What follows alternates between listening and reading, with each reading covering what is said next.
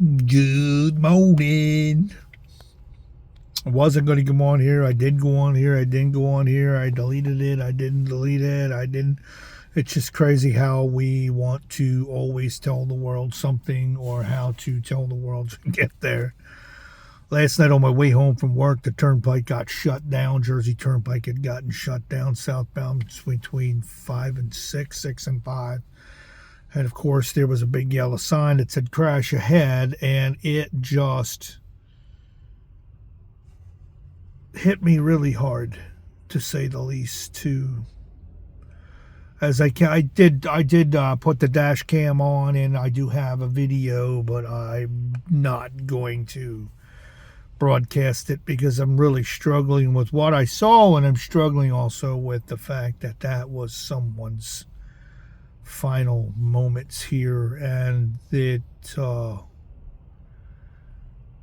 what got me thinking was how fragile life is, and how me and my wife weren't getting along before I got on the pike, and then immediately when I got home I apologized for our disagreement.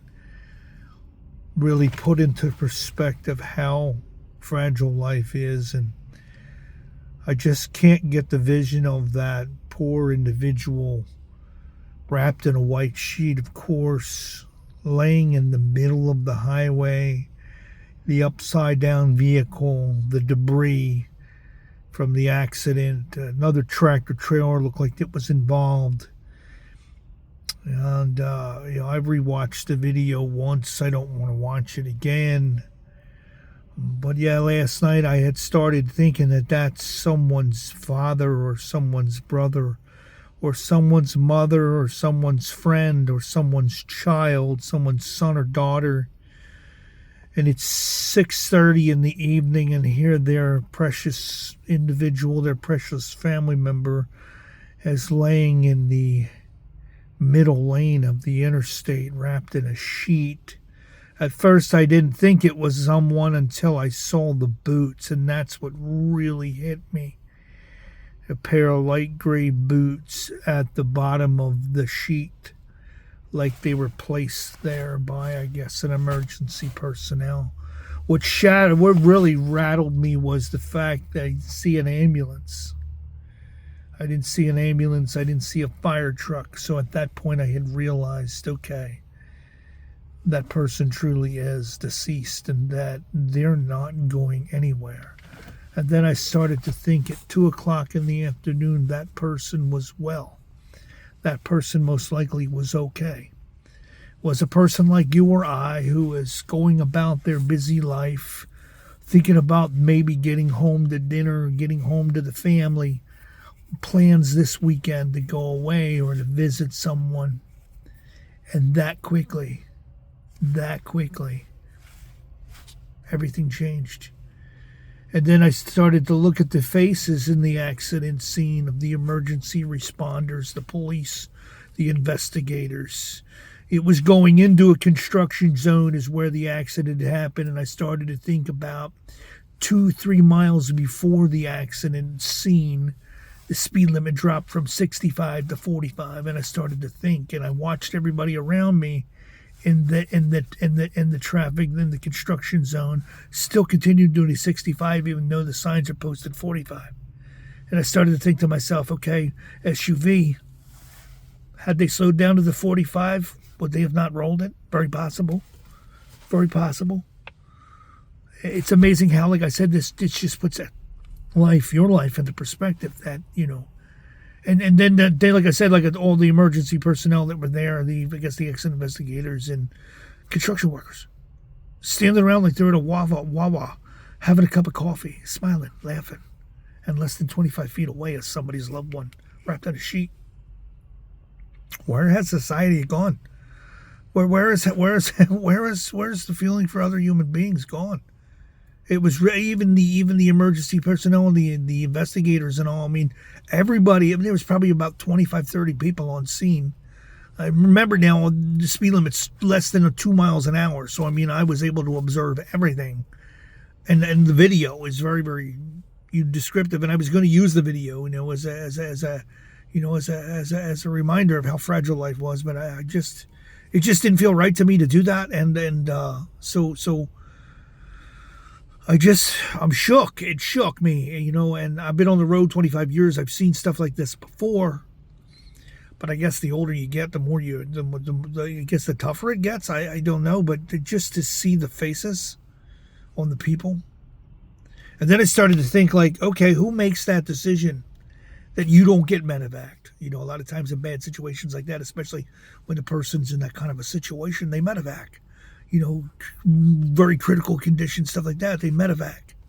You know, so who makes that choice? Who makes that decision? Whether or not you lay on the highway now for the next 5 or 6 hours wrapped in a sheet, while investigators get out rulers and get out cameras and get out computer programs and look at the debris and measure the car and the vehicle, the height, the weight, and look at the car's little black box to figure out the speeds, and here you lay. Here's someone's loved one, someone's mother, father, brother, sister. I couldn't tell if it was a male or female. I just saw the boots. And the sheet, wrapped in the sheet, and the sheet, of course, thankfully didn't look, bloody or anything like that. But, just so many thoughts, so many things go through your head at that moment, like, wow. And then I started to think, how important it is for us to be grateful for every minute of every second of every day, because that person is now at 6 o'clock, 6:30, 6 o'clock, 5:45, obviously going somewhere important, is now not going anywhere important. It's now spending its last few hours on Earth wrapped in a sheet in the middle lane of the highway with a bunch of strangers standing around them laughing, talking, like it's no big deal, and then after they're done the investigation, the tow trucks come in, the coroner comes in, they pick you up and put you in a box, take you to a slab. Now your family's been contacted, they're devastated. Now they're planning your funeral, and your friends and family are all being notified. Then there's the distant friends who aren't going to hear for a few days or see your name in the paper. And then I started to really think, like, wait a minute, where did they go? The physical body is no longer with spirit, with soul. Where did they go? Did they go to the right place, or did they go to the wrong place? What was their spiritual condition? And then I continued to drive back to the terminal, and I get in my personal vehicle and I'm driving home, and it shook me. It really shook me, and it really, really got me to think. And then I thought I was going to use the video, to drive it home that, this could be one of us, It could be any one of us at any moment, any time. Whether you're in a motor vehicle, whether you're in a house, wherever you are.